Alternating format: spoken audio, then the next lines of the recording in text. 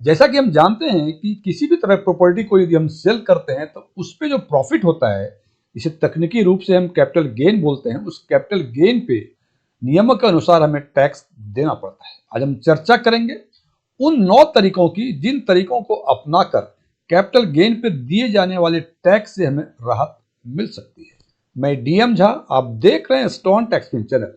यदि इस वीडियो से आपको कोई नई जानकारी मिली हो या ये वीडियो आपको अच्छा लगे, इसको लाइक करें, अपने फ्रेंड्स के साथ शेयर करें और कमेंट बॉक्स में जाकर यस लिखें। और यदि लगे कि इस वीडियो में ऐसी कोई जानकारी नहीं है जो पहले से आपको नहीं पता थी या आपको ये वीडियो ही पसंद ना आया हो, तो कमेंट बॉक्स में जाके नो लिखें। और यदि आपकी रुचि बैंकिंग, इन्वेस्टमेंट, खासकर म्यूचुअल फंड इन्वेस्टमेंट और डायरेक्ट टैक्सेशन में है और अभी तक आपने मेरे चैनल को सब्सक्राइब नहीं किया है, तो मेरे चैनल को सब्सक्राइब करें और ऑल बटन पे क्लिक करें ताकि हमारे सभी नए वीडियो की नोटिफिकेशन आपको लगातार मिलती रहे।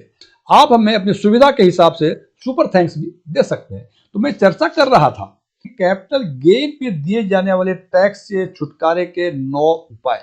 इस पर आगे चर्चा करने के पहले एक ब्रीफ करना चाहता हूं कि कैपिटल गेन 2 तरह के होते हैं, लॉन्ग टर्म कैपिटल गेन और शॉर्ट टर्म कैपिटल गेन। और ये डिपेंड करता है उस एसेट्स की, जिस एसेट्स को या जिस प्रॉपर्टी को आप बेच रहे हैं उसके होल्डिंग पीरियड। तो इस हिसाब से गवर्नमेंट ऑफ इंडिया ने यानी इनकम टैक्स डिपार्टमेंट ने एसेट्स को 2 तरह में क्लासिफाई किया हुआ है। एक है इक्विटी एसेट्स, एक है non equity assets. Equity assets means equity mutual fund या इक्विटी शेयर्स को यदि 12 महीने से कम समय तक के लिए होल्ड करते हैं और उसको बेचते हैं तो उस पर जो गेन होगा वो शॉर्ट टर्म कैपिटल गेन होगा। और 12 महीने या उससे अधिक समय तक होल्ड करने के बाद बेचते हैं तो जो गेन होगा वो लॉन्ग टर्म कैपिटल गेन होगा। और उसी तरह से नॉन इक्विटी एसेट्स को यदि आप 24 महीने से कम समय तक के लिए होल्ड करते हैं और उसको सेल करते हैं तो सेल पे जो होने वाले गेन होंगे वो शॉर्ट टर्म कैपिटल गेन होंगे। और 24 महीने या उससे अधिक समय तक होल्ड करने के बाद बेचने पर जो गेन होगा वो लॉन्ग टर्म कैपिटल गेन होगा। तो जैसे मैंने बताया कि ये शॉर्ट टर्म कैपिटल गेन हो या लॉन्ग टर्म कैपिटल गेन हो, इस गेन पे दिए जाने वाले टैक्स में छुटकारे के क्या उपाय है, आज इसी की चर्चा करेंगे। तो सबसे पहले हम बात करते हैं सेक्शन 54 की जो इनकम टैक्स का प्रोविजन है। इस प्रोविजन में बोलता है कि यदि आपने रेजिडेंशियल हाउस प्रॉपर्टी को सेल किया है तो उस पर जो लॉन्ग टर्म कैपिटल गेन होगा, इस लॉन्ग टर्म कैपिटल गेन से बचाव हो सकता है, यानी इस पर टैक्स नहीं देना पड़ सकता है। लेकिन कंडीशन ये है कि जो भी कैपिटल गेन होगा उसको एक रेजिडेंशियल हाउस में आप with in prescribe limit, prescribe time उसको इन्वेस्ट कर दें। सीधे साफ शब्दों में कि इसमें रेजिडेंशियल हाउस प्रॉपर्टी आपने बेची, उस पर जो लॉन्ग टर्म कैपिटल गेन हुआ, टोटल सेल प्रोसीड की बातें नहीं कर रहे हैं, केवल लॉन्ग टर्म कैपिटल गेन हुआ, वो लॉन्ग टर्म कैपिटल गेन यदि किसी नए एक रेजिडेंशियल हाउस में आप विद इन प्रिस्क्राइब टाइम, यानी जिस दिन आपका long term capital gain create हुआ उसके 1 वर्ष पहले से लेके जिस दिन long term capital gain create हुआ उसके 2 वर्षों के अंदर तक यदि नए रेजिडेंशियल हाउस परचेज करेंगे तो आपको उस कैपिटल गेन पे छूट मिलेगी। या यदि आप मकान बनवाना चाहते हैं तो जिस दिन आपका long term capital gain create हुआ उसके 3 वर्षों के अंदर यदि नए हाउस कंस्ट्रक्ट कर लेते हैं तो आपको उस कैपिटल गेन पे छूट मिलेगी। ये तो छूट मिलेगी केवल रेजिडेंशियल हाउस प्रॉपर्टी, इसका मतलब other than residential house property पे ये छूट नहीं है। और रेजिडेंशियल हाउस पे यदि शॉर्ट टर्म कैपिटल गेन भी होता है तो उस पे भी ये छूट नहीं है, केवल लॉन्ग टर्म कैपिटल गेन पे छूट है। दूसरा सेक्शन है सेक्शन 54F। ये लागू होता है रेजिडेंशियल प्रॉपर्टी के अलावे बाकी सारी तरह की प्रॉपर्टी, यानी इक्विटी हो, इक्विटी म्यूचुअल फंड्स हो, कोई लैंड हो या कुछ और तरह के कैपिटल एसेट्स हो, उसको यदि बेचेंगे और उस पे यदि लॉन्ग टर्म कैपिटल गेन होता है तो उस लॉन्ग टर्म कैपिटल गेन पे आपको छूट मिल सकती है। कंडीशन है इसमें जो इंटायर सेल कंसिडरेशन, यानी जितने में आपने बेची है वो सारे पैसे यदि एक रेजिडेंशियल हाउस में आप इन्वेस्ट कर देंगे with in the prescribe time, जो बताया कि 1 साल पहले से लेकर 2 साल बाद तक, और कंस्ट्रक्शन करने के केस में 3 साल बाद तक यदि इन्वेस्ट कर देंगे तो आपको उस पर दिए जाने वाले कैपिटल गेन टैक्स की छूट मिल जाएगी। अब देखें इन दोनों में एक फर्क देखें आपने। यहां हमने कहा कि रेजिडेंशियल हाउस प्रॉपर्टी है तो इन्वेस्ट कैपिटल गेन, मतलब केवल जो कैपिटल गेन हुआ है उसी को इन्वेस्ट करना है। लेकिन नॉन रेजिडेंशियल हाउस में इंटायर सेल कंसिडरेशन आपको इन्वेस्ट करने पड़े। उदाहरण के तौर पे यदि आपने कोई मकान खरीद, कोई रेजिडेंशियल हाउस खरीदी 10 लाख रुपए में, उसको 15 लाख रुपए में बेच दिया आपने, तो 5 लाख रुपए कैपिटल गेन हुए। और उस 5 लाख रुपए को यदि कुछ किसी नए हाउस प्रॉपर्टी में इन्वेस्ट कर देंगे विद इन प्रेस्क्राइब्ड लिमिट तो आपको छूट मिलेगी। लेकिन यदि ये प्रॉपर्टी नॉन रेजिडेंशियल हाउस है तो 10 लाख में खरीदी और 15 लाख में बेची तो पूरे के पूरे 15 लाख यदि इन्वेस्ट करेंगे तभी आपको इस पे दिए जाने वाले कैपिटल गेन से छूट मिल सकती है। तो इन दोनों में एक फर्क ये समझ लें। तीसरा सेक्शन है सेक्शन 54 EC।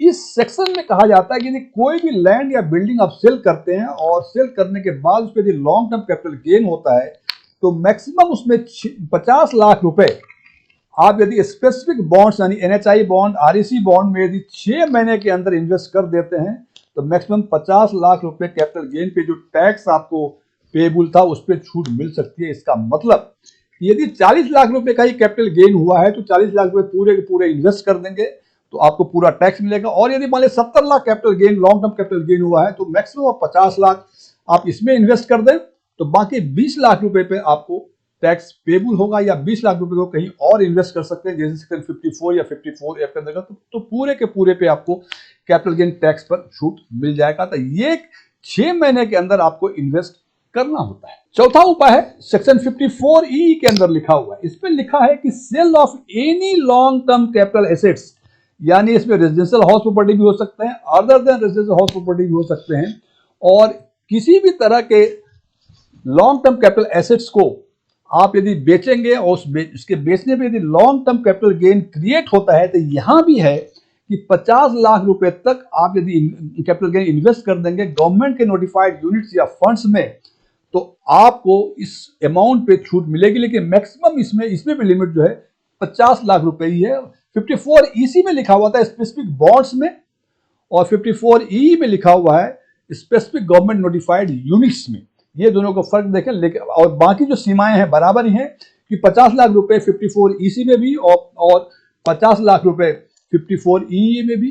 और पांचवा तरीका है जो सेक्शन 54D में प्रोवाइड किया गया है। इसमें कहते हैं कि यदि कोई इंडस्ट्रियल अंडरटेकिंग या बिजनेस यदि कंपल्सरी एक्विजिशन होता है तो उस एक्विजिशन पे जो गेन होता है यहां यह ध्यान दें, ये शॉर्ट टर्म कैपिटल गेन भी हो सकता है, लॉन्ग टर्म कैपिटल गेन भी हो सकता है। जबकि पहले जो 4 तरह के तरीके देखे उसमें सारे के सारे लॉन्ग टर्म कैपिटल गेन ही हैं, लेकिन इस तरीके 54ED में आपको शॉर्ट टर्म कैपिटल गेन हो या लॉन्ग टर्म कैपिटल गेन हो, इसको यदि फिर से आप इन्वेस्ट कर देंगे इंडस्ट्रियल बिल्डिंग में या लैंड में तो आपको पूरे के पूरे कैपिटल गेन पे जो टैक्स देना पड़ेगा उस पर छूट मिलेगी। छठा तरीका है जो 54G में प्रोवाइड किया हुआ है। इसमें लिखते हैं कि यदि इंडस्ट्रियल यूनिट को यदि शिफ्ट करते हैं, देखिए इसके पहले जो था वो इंडस्ट्रियल यूनिट्स को कंपल्सरी एक्वायर करने की स्थिति में थी, लेकिन यहाँ है shifting of industrial units from urban area. Urban area से यदि आप रूरल एरिया में इंडस्ट्रियल अंडरटेकिंग को शिफ्ट कर रहे हैं तो निश्चित रूप से शिफ्ट करेंगे, इसका मतलब यहाँ की प्रॉपर्टी आप बेचेंगे।